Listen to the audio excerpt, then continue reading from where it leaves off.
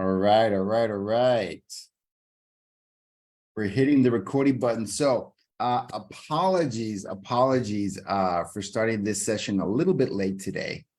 Sorry about that if folks were waiting for the Tuesday topic, and a lot of people messaged me about it. So sorry.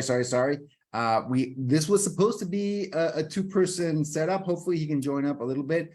Chris from my sales team is going to be joining us today. I usually like to do these interviews, these chats with a member of our Power ISA staff, but no worries. I'll carry on solo. He actually got called into urgent call, and we always work with our clients, right? So clients are always priority number one. So I want to make sure people kind of, hopefully you're understanding and kind of get that stuff happens, right? So, but I wanted to continue with the chat, even if it's solo. I think it's a great topic to talk about. What are the 3 tips to help train your ISA for performance? How do you train your ISA for performance? Okay. Because one thing is to keep, when you got someone new on your team, and this applies to whether it's an administrative assistant, whether it's someone that's in a sales role, I consider ISA to be a sales role, whatever it is, right? Whatever happens to be, you have to train them. You got to show them what their job is going to be. On day 1, they know 0% of what they're supposed to do. By day 100, they should know 100% of what they're supposed to do. Okay, that's usually how it works. The first day they have 1% ownership. You can't just dump everything on them the first day, the first week, and expect them to just do it, right? That's not realistic. So there's this process, this training, onboarding, a ramp up process that takes place over these first 30 days very intensely, but generally over the first 90 days, in my experience. That's when you're really handing off a new role to someone and showing them what they're supposed to do, giving them what they need, the tools that they need, and following up with them, I think is important. And I think that's what most people understand. They get that. They realize what it takes to kind of train a person. They kind of get it. Got to show them what it is you're going to do. You've got to be able to, follow through with them and make sure that they're doing the activities that they said they were going to do, right? So that's a general understanding of training. These 3 tips we're going to talk about today are not just train them to understand how to do the job, but to understand how to do it at a high level, okay? Because I sometimes see these tips missing in some of these processes, right? And that's how we created our process, Build Your ISA. The Build Your ISA ramp up training education process is built on some of these tips, right? So tip number 1, let's start with tip number 1. Number 1 is doing daily feedback and call review every single day, especially the first 30 days. The first 30 days, your ISA is never going to learn more as quickly as those first 30 days. It's going to be the most intense period for them. We call it getting hit by the bus. Affectionately, we call it getting hit by the bus. I think it's an adequate, accurate way to kind of look at it. And I think it's really important. And I think that I've never seen a successful ISA campaign that the agent didn't put in the time for their ISA. Getting someone on your team, giving them a script, giving them a day or 2 of your time, and then expecting a great result is just not realistic, folks, right? That is one tip. And it's so important to meet with them, even if it's only 15, 30 minutes a day. It doesn't have to be hours and hours every day, right? Although early on, that's what you're gonna have to put in. But going forward, you can actually reduce that. We have one of our successful clients, Ben Riles out of Minnesota. He started doing, I think, an hour or 2 a day with his 3-person ISA team. And now it's a 15, 20-minute meeting every day, right? But he does every day. And the one thing they look at in that meeting is feedback on the day before. How did those calls go? What were those objections? And review a call, right? 15, 20 minutes might not seem like a lot, but you have time to review at least part of a call, right? To get feedback on that. And that feedback loop is so important. This is also part of our Build Your ISA course, that the loop of that feedback, why that process is fundamental to training someone for calling, okay? For calling activities. They do a call, it gets recorded, you listen to with them, together with them, and you point out, what did they do? What did they do correctly? What did they do incorrectly? Okay. That is so key to this whole process. If you don't have that in place for whatever reason, you've got to find a way to replace that, because you have 2 options when you're training callers. You have to do live monitoring. That's how a lot of people got trained, because they were calling in the same office. They were next to each other, right? That's how some teams do it today. They create a Zoom call, an all-day Zoom meeting, and everyone's like connected to that, and they're all making calls together like they were in the same room. I love that setup as well. But because that's the only alternative you've got if you don't have call recordings available. If you don't have call recordings available, you do live monitoring somehow. And if you don't have live monitoring, it's going to be challenging to really, really reinforce that learning quickly. The fastest way that we found to get someone to really start performing, making the adjustments, showing the improvement quickly is those daily call reviews, right? There's no replacement for that, in my opinion. You really can't do it without that. You really can't do it without that. It's hard to replace, if not impossible to replace, quite frankly, okay? So daily call review, daily feedback sessions. I think that's so key. That is so key because you're immediately correcting bad behavior. Immediately. You don't let it fester. You don't let it sit there for weeks or months. Folks, we have seen, sometimes we're brought in to consult on some of these ISA teams and ISA campaigns. And the lack of accountability is kind of shocking sometimes, right? You see bad behavior that's been going on for months and go, hey, what? No one was paying attention to this person. No one was asking them how things were going and holding them accountable to their calls, right? If people did that, like checked in how things were going and listened to yesterday's calls, 90% of issues with ISAs would be eliminated. It's just that, right? That they're not doing the activities they're not putting in the work. You'd notice that immediately. Or very quickly. You notice it very quickly, okay? So daily call reviews and feedback sessions. So important to do that, okay? It starts off very intense. It could definitely taper off. And you don't have, again, some people say, oh, I can't do it every day. I get it. But if you can do it 4 times a day, 3 times a day, Monday, Wednesday, Friday, right? Find a cadence that works for you. It's more important that they're regular and they're frequent than it has to be every day, right? Find what works for you. But pay attention, okay? Pay attention to what they're doing. I think is the most important thing. That's how you can get a high-performing ISA trained up and ready to go quickly, okay? Tip number two. And this is, again, this sounds very obvious, but folks, this can trip a lot of people up. A lot of the consulting and coaching that I do with people managing ISA teams is to focus on this, which are make sure your goals and your standards are clear, okay? I know what it sounds like, and it sounds very subjective. What do you mean? It sounds like, sorry, not subjective, very obvious. Like obvious, make your standards and goals are very clear. But this is a big mistake, an error, an oversight a lot of teams make, right? And this is what I mean by that. I'm going to give you an example. I'm going to give you 2 examples. One is an ISA calling inbound Facebook leads. A good chunk of our business is something like that, inbound leads. Lead managers responding to, qualifying, and answering inbound leads from Facebook, from Google, from a lot of different sites. That's one role, okay? What's a standard and a goal for someone in that role, okay? A standard can be very simple. We want 100 outbound, at least 100 outbound calls made every day to 100 different leads, okay? 100 outbound calls to 100 different leads in the database, and or you can split that up, right? 100 outbound calls, 50 outbound text messages or text replies to these leads, right? And we expect out of that, you'll generate, 3 or 4 qualified leads. Let's just call it that, okay? So the standard are the calls, right? Because they might not make the goal some days. And that's because that's how averages work. If they average 3, 4, converted leads, not appointments set necessarily, right? But they're nurtures, qualified leads, okay? They can average 3 to 4 qualified leads a day, but sometimes they're going to go on 0 on that. That's how averages work. One day they'll get 6, one day they get 0 if they're making that amount of calls, okay? So what you need to do there, even if they get a 0 result, you got to make sure they're doing the activity correctly. They're meeting your standard, okay?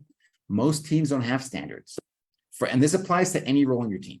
This applies to HR, to your admin assistant, to your buyer's agent, to your listing specialist, to your marketing assistant, to your whatever it is, right? It doesn't really matter. They have to have a standard. What's a standard? And it can be everything from showing up on time, putting in the work, putting in the hours, right? And the desired output that you want, the activities that you want to see. For ISA, it's very clear. It's outbound calls, text conversations, and conversions, okay? Got to be crystal clear on that. Typically, and this comes to a lot of questions because it depends on what kind of campaign it is, but for a lead manager ISA, they can do on the low end, should be doing about 100 calls a day, 100 outbound calls a day. And on the high end, I've never seen anyone go past 200 to 250 a day. Single line dialing. That's usually what lead managers do. Single line dialing different leads, either on a big list or through a collection of lists, okay, within the CRM. It's usually what they do. And so they should be in that range, okay? 100 to 200 is usually where people are at. Sometimes more, sometimes less, but that's roughly where they should be. Because if they're nowhere close, if they're 50 dials a day, 60 dials a day, and not making any progress, that's an issue. Okay. They're not meeting the minimum standard you've set for that position. Okay. So that, folks, if I had to give you like one step, if I had to summarize those 3 tips, one tip to get a high performing ISA, it is be hardcore about your standards, right?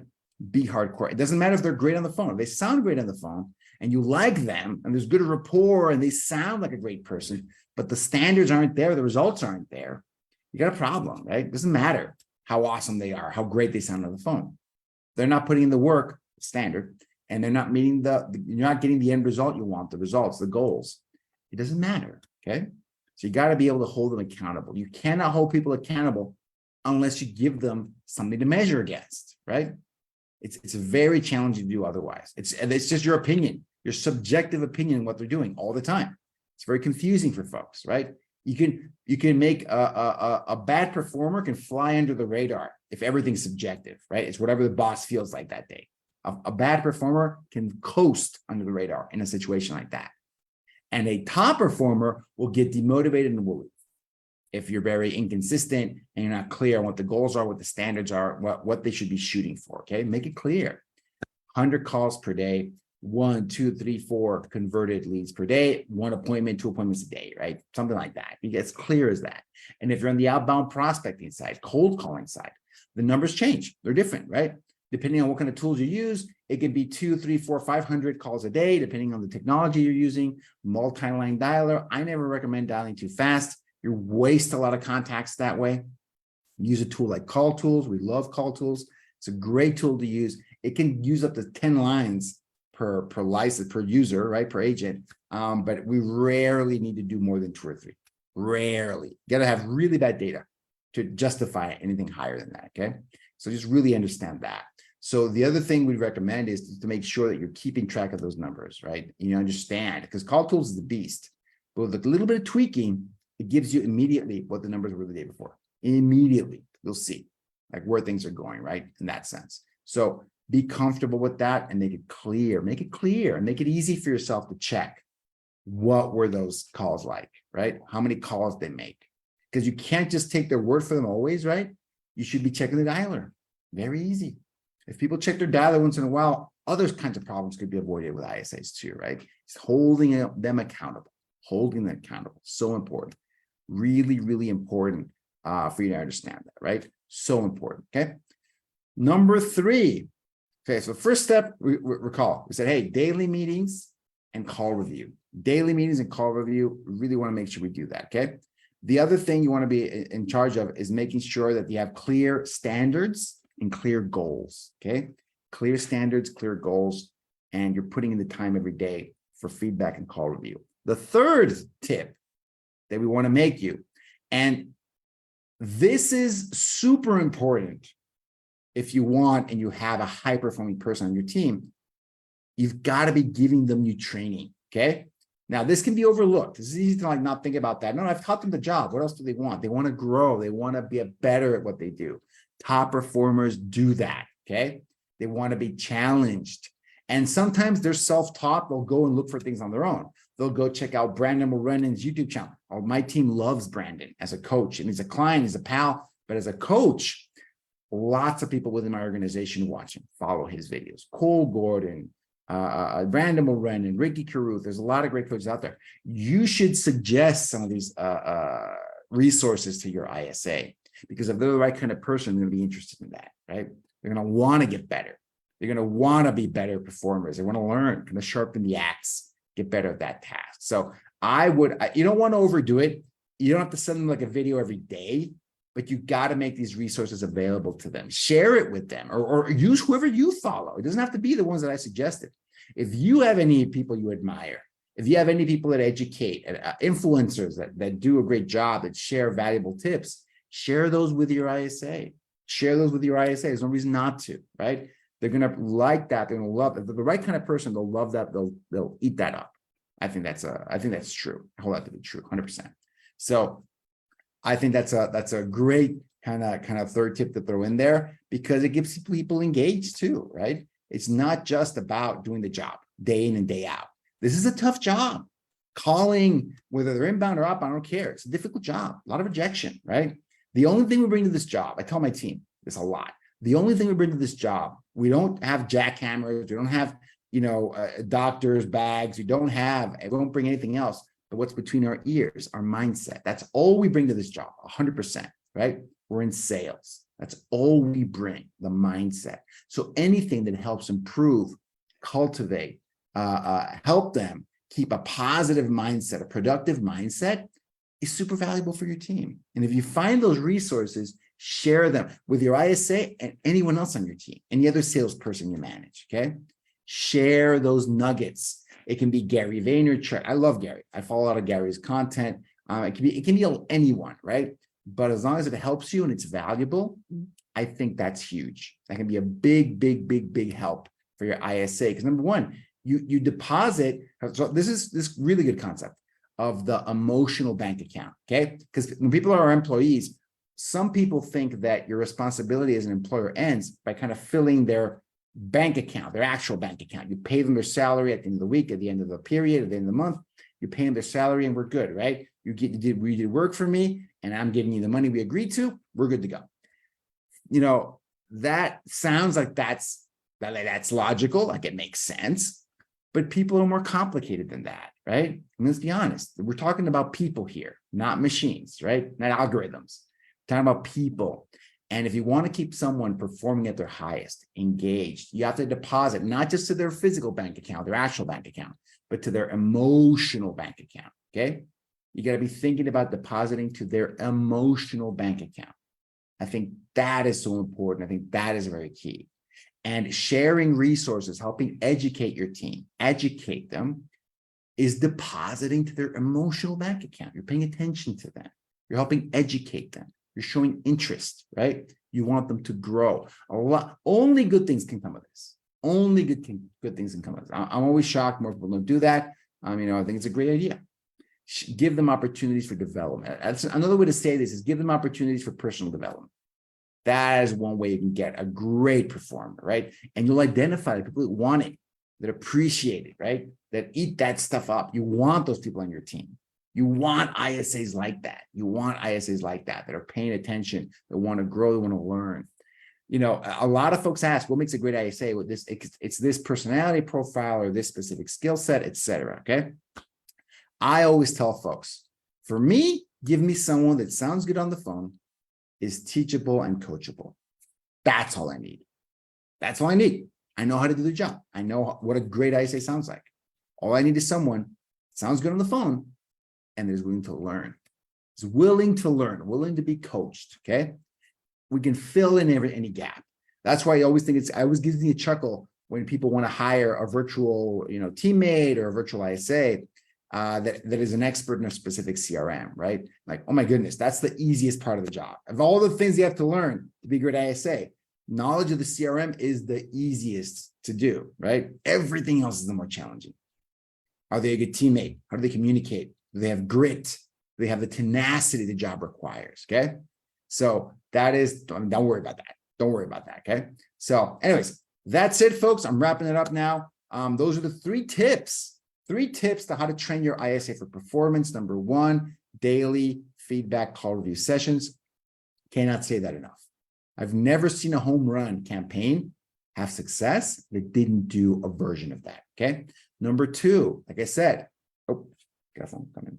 So yeah, tip number 2, making sure that you have clear goals and standards. Clear goals and standards. Make it clear. Make it an achievable goal, not an easy goal, not an easy standard, achievable, and tell them what great performance is supposed to look like. If you're not clear on that, it can be a lot of confusion. A top performer might not care, it doesn't matter, but by and large, you need that, right? You need that. Make it clear. Make it clear. Number 3, think about their personal development. Give them resources for their personal development, coaching calls, webinars, YouTube videos, documents, quotes from Instagram if you want, right? It doesn't really matter.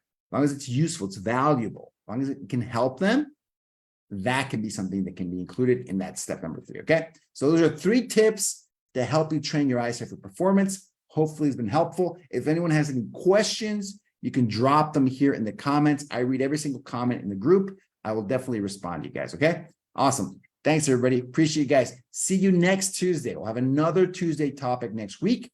Join us. Normally, members of our Power ISA staff are here to talk about these topics. But you know what? Next time we'll have Chris on here, where we schedule Chris, and we'll take a deeper dive into all of these tips, because he has some great examples from his own work with ISAs that I want to share with you guys. Okay, so this was a teaser. This was a taste of the topic. We'll retake it up next week. All right. Thanks, guys.